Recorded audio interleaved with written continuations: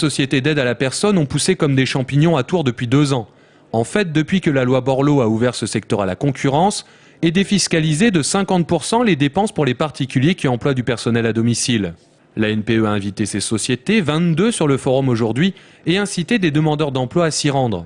Les besoins sont multiples. Les entreprises qui sont présentes ont des besoins dominants, je le disais, sur l'aide directe à la personne, aide ménagère, l'entretien du foyer, la préparation des repas.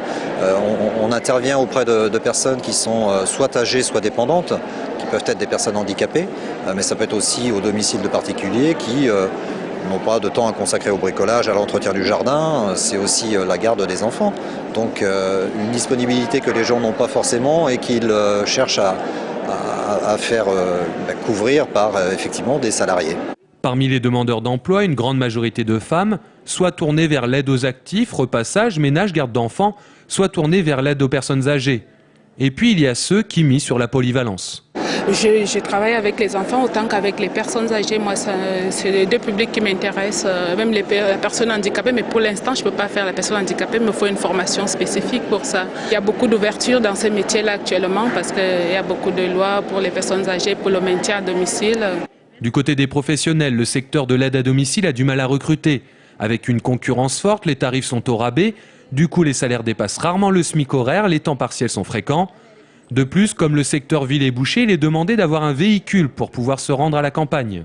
Difficile alors pour les employeurs de créer des vocations.